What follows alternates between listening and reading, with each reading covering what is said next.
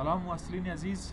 به بخش دومی لکچر ما شما تایپ آف راوتینگ میایم که راوتینگ چند نوع راوتینگ داریم و چگونه کار میکنه و کجاها استفاده میشه.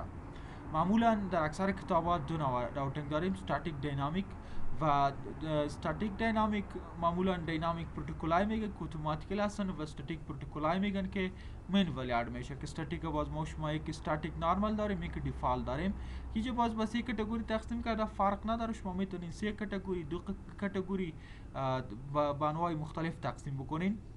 راوتینگ درس گذشته هم گفتم، زمانی که ما شما میخوایم بین نتورک‌های مختلف هماهنگی ایجاد کنیم، بین نتورک‌های مختلف دیتا شیر شوه، بین نتورک‌های مختلف همزمان ارتباطات برقرار شوه، ما از راوتینگ استفاده میکنیم. که ما شما روز یک مثال دیدیم که چگونه پانتون کاردان با یک مسئله پانتون سلام چگونه ارتباط برقرار میکنه، از کدام پروتکل از چی ها استفاده میکنه. ما شما زمانی که میخوایم دو راوتر را با هم وصل بکنیم، دو راوترهای مختلف با هم وصل بکنیم تا دیتایشان با هم روان شوه و توانایی زیر پیدا کنه که دیتا روان بکنه، ما از راوتینگ پروتکل خیلی مختلف داریم. که یکی از او پروتکل ما شما که امروز میخوانیم او استاتیک پروتکل است و ما شما ایرا میخوانیم که وار استاتیک پروتکل. استاتیک پروتکل چگونه کار میکنه، در کجا کار میته، استفاده چی هست و بخیر ما شما دیفالت پروتکل هم میخوانیم روز. زمانی که ما شما استاتیک پروتکل میگیم یا استاتیک راوتینگ پروتکل میگیم، یکی از تایپ آف نتورک راوتینگ تکنیک است. اینا معمولا تکنیک میگه، اکثر خیلی پروتکل نمیگه، به خاطر که یک طریقی است که کارش مینولی است. کارش با مینولی انتر کردن است. تو خودت انتخاب میکنی که نتورک راوت یا ترافیک ما یا راوت ما باید از کدام طرف باشه. کی انجام میده؟ نتورک ادمنستریتور از مدیریت از انجام میده. معمولا زمانی که ما شما میخواهیم دو راوتر، چهار راوتر، سه راوتر بین خود طور هماهنگی بکنه تا دیتا را ارسال بکنه، دیتا را رسیو بکنه، دیتا روان بکنه، اما در صورت که خودت کل چیزها را بگویی. مثال ما شما یک مکتوب نوشته میکنیم در دفتر ادارات، ما شما یک کار دیگه است.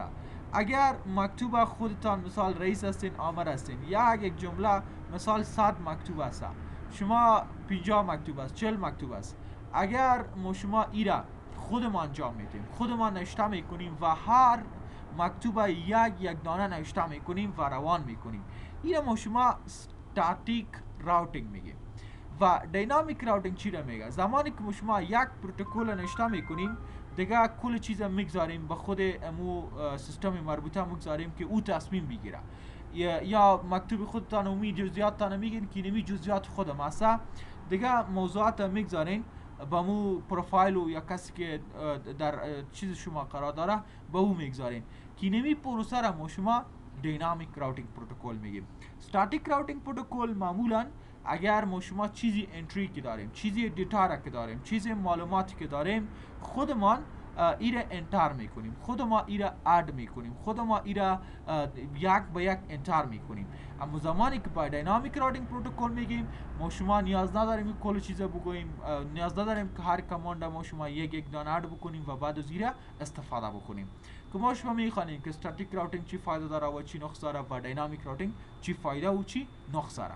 فقط شما این انگیزه را بگیرید که استاتیک راوت عبارت از نتورک راوتینگ تکنیک است که مینولی باید نتورک ادمنستریتور تمام نتورک‌های خود معرفی بکنه و بعد از اون سیستم خودش تصمیم میگیره که از طرف کی ما با کی باید مسیج ما ارسال بکنیم و چه قسم است.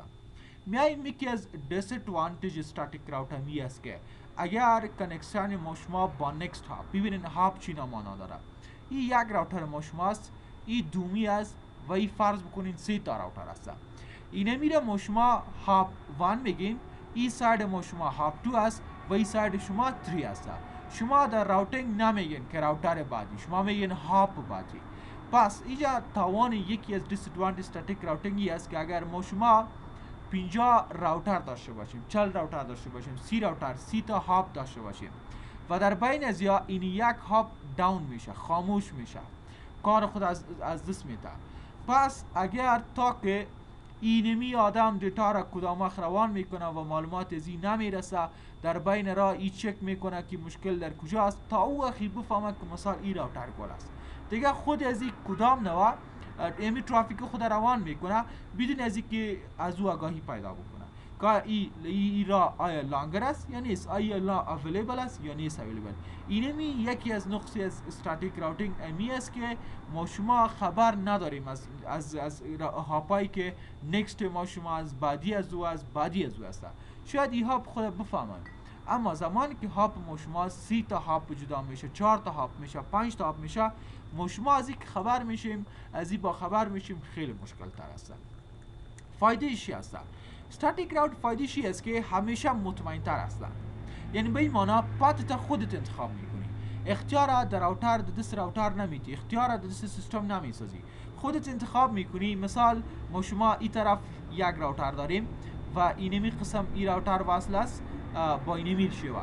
تو زمانی که استاتیک راوت کانفیگر میکنی، خودت رایش تعیین میکنی که از این را بره یا هم از این را بره. اینمی را خودت تعیین میکنی، این را خودت تعیین میکنی و بعد از او اختیار در دست از او میگذاری که او از کدام استفاده بکنه. مثال اینمی را که از برازی دراستر میایه، اگر ما شما با دینامیک بگذاریم او هم تصمیم میگیره، اما دو قدر مطمئن نیستیم.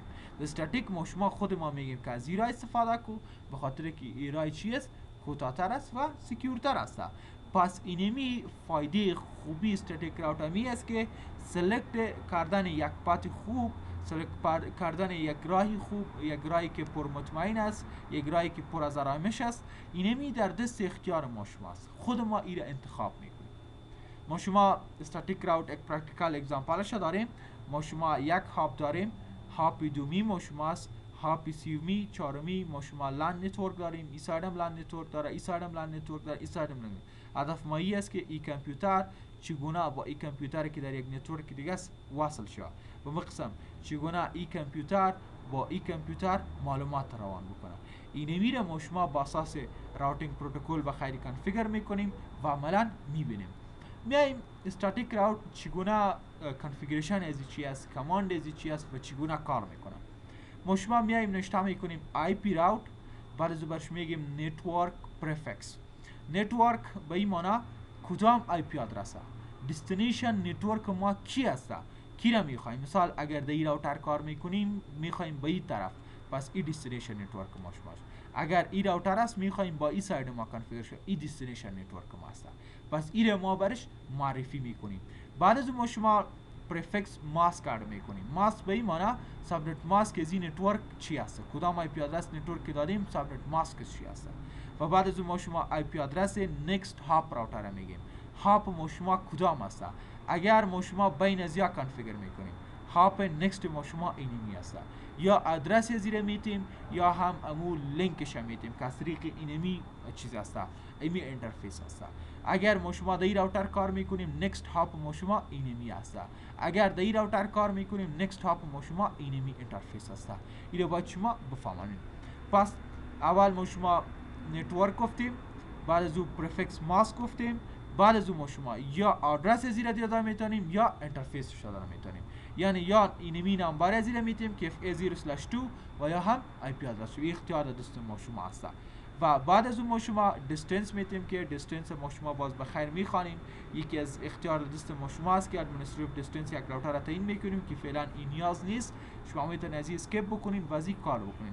ما شما مثالش میبینید از کماند آی پی راوت استفاده میکنین، نتورکش میگیم و دیگه موضوعات مختلف است که ما شما میتونیم دیجا چک بکنیم ببینیم. پس ما شما این پروسی است که استاتیک راوت کار میکنه. یکی از یک بخش دیگه گفته یکی از اهمیت مهم اینمی فاکتور استاتیک راوتینگ همی است که شما باید از او سایت هم کنکشن بکنیم. مثال اگر ما این طرف راوت میکنیم باید این طرف هم کنفیگر شه.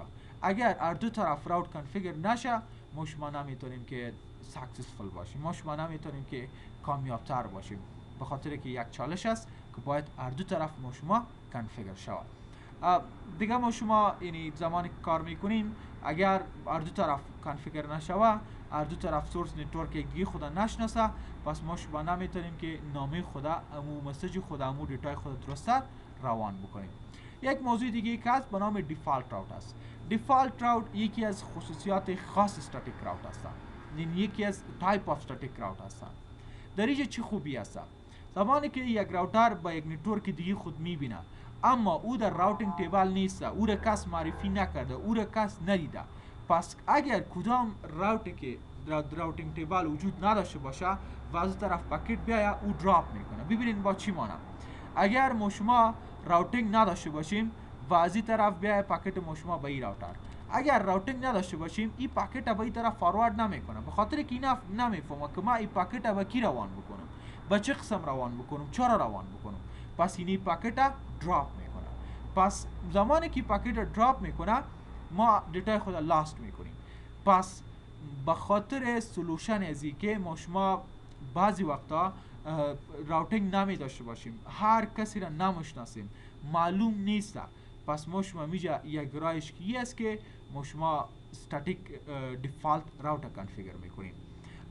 ما شما یک خوبی از این است که زمانی که ما شما اینترنت سایت داشته باشیم، مثال ما شما میاییم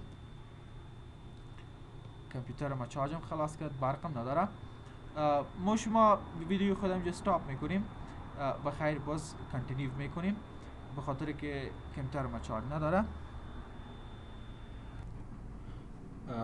مسئولین عزیز، ادامه درس ما شما بخشین ویدیو را استاپ کرده بودم، شب برق ما رفت، باز کامپیوتر چارج خلاص کرد، ویدیو را دامود توقف کرده بودم، حالا تقریبا 8 ساعت بعد کنتینیو میکنم.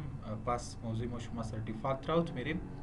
دیفالت راوت ما شما گفتیم یکی از ویریتی های خاص استاتیک راوت است، یکی از ویژگی خاص استاتیک راوت است که اینجا راوتر معمولا به نتورک ها میبینه و در راوتینگ تیبل ما شما دیروز یک سناریو را فرض کردیم. ببینید زمانی که یک راوتر به خاطر یک نتورک میبینه، اول در راوتینگ تیبل میبینه. اگر در راوتینگ تیبل حضور داشته باشه خوب و خوب، اگر در راوتینگ تیبل حضور نداشته باشه ایره دراپ میکنه، ایره پاکت ارسال نمیکنه.